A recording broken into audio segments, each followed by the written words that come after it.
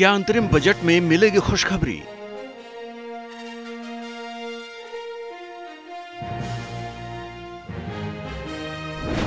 क्या चुनाव से पहले सरकार भरेगी झोली?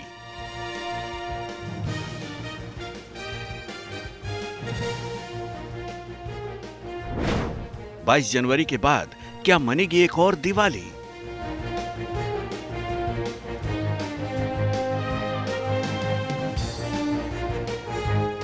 इस बार वित्त मंत्री अंतरिम बजट पेश करेंगी। वो कह चुकी हैं कि इससे ज्यादा उम्मीद न लगाया जाए, लेकिन चुनावों से पहले अंतरिम बजट के ऐलान से लोगों को इसमें पूर्ण बजट से भी ज्यादा दिलचस्पी हो गई है। नौकरी पेशा को उम्मीद है कि बजट अंतरिम हुआ तो क्या हुआ, 2019 की तरह थोड़ी बहुत टैक्स छूट तो सरकार दे ही सकती है।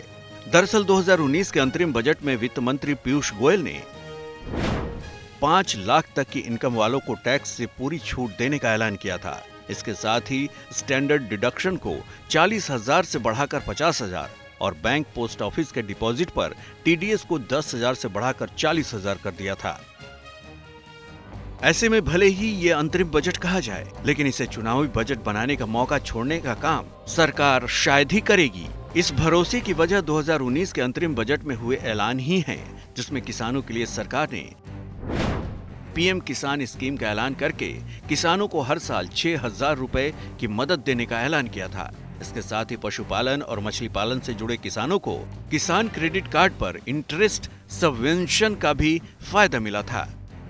यानी जिस अंतरिम बजट को नई सरकार के आने तक केवल खर्च चलाने के लिए संसद की मंजूरी के लिए पेश किया जाता है, वो लोगों को कई तरह की राहत देने का भी काम करता है। इस साल पूर्ण बजट को चुनावों के बाद बनने वाली सरकार पेश करेगी, लेकिन इससे पहले वोटरों को फायदा पहुंचाने वाले कई ऐलान करने का मौका भी मौजूदा सरकार नहीं गंवाना चाहेगी।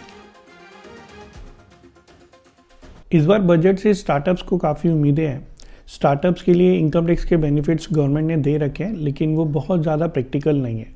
इस बात का अंदाज़ा इससे लगा सकते हैं कि आज की डेट में करीब 1,19,000 स्टार्टअप्स DIPP के पास रजिस्टर है, बट उसमें सिर्फ 2,977 स्टार्टअप्स ऐसे हैं जिन्होंने ATIAC इनकम टैक्स का जो बेनिफिट है उसके लिए सर्टिफिकेट ले रखा है। इस बजट के माध्यम से मध्यम वर्ग और आय कर देने वाले लोगों को विशेष छूट दी जाने की पूरी संभावना है, ताकि हम 5 ट्रिलियन इकोनॉमी का जो लक्ष्य हमने 2024 तक पूरा करना है उसे पूरा कर सके। सरकार का एक और बड़ा वोट बैंक होता है असंगठित क्षेत्र में काम करने वाले लोग। इनको भी पिछले बजट में किसी तरह की निराशा नहीं हाथ लगी थी, क्योंकि यहाँ काम करने वालों को प्रधानमंत्री श्रम योगी मानधन योजना के तहत 3,000 की मंथली पेंशन देने का ऐलान किया गया था। वहीं MSME सेक्टर की मदद के लिए 1 करोड़ तक के कर्ज पर 2% इंटरेस्ट सबवेंशन स्कीम का ऐलान किया गया था। मनरेगा का बजट 5,000 करोड़ रुपए से बढ़ाकर 60,000 करोड़ रुपए किया गया था। ऐसे में 2024 के अंतरिम बजट में भी सरकार लुभावने ऐलान कर सकती है। ऐसा मानने की कई वजहें हैं, जिनमें सबसे बड़ी है तेज आर्थिक रफ्तार, जिसने सरकार की खर्च करने की गुंजाइश बढ़ा दी है।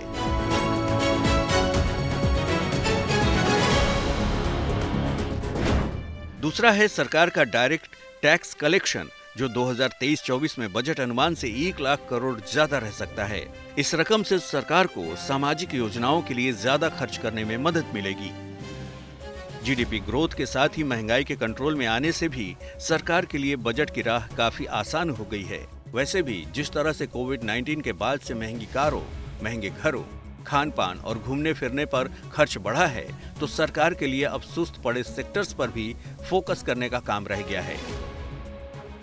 ऐसे में इस बजट में ग्रामीण डिमांड की सुस्ती को दूर करके वहां डिमांड बढ़ाने में मददगार ऐलान किए जा सकते हैं। इसी तरह एंट्री लेवल की कारों और 2 व्हीलर्स की बिक्री बढ़ाने से जुड़े ऐलान करने पर सरकार विचार कर सकती है। लेकिन इसके साथ ही ग्लोबल सुस्ती को ध्यान में रखते हुए सरकार मौजूदा सेक्टर्स की ग्रोथ के साथ ही नए सेक्टर्स को बढ़ावा देने की नीतियों पर भी आगे कदम बढ़ा सकती है। ऐसे में रिन्यूएबल एनर्जी, आर्टिफिशियल इंटेलिजेंस समेत कई नए क्षेत्रों के प्रोत्साहन के लिए ऐलान किए जा सकते हैं। हालांकि चुनावी साल में लोकप्रिय ऐलानों और $5 ट्रिलियन अर्थव्यवस्था के लक्ष्य को हासिल करने की कश्मकश के बीच सरकार के लिए बीच का रास्ता निकालने की चुनौती भी होगी। वीडियो पसंद आया तो हमें लाइक, कमेंट, शेयर और सब्सक्राइब जरूर करें।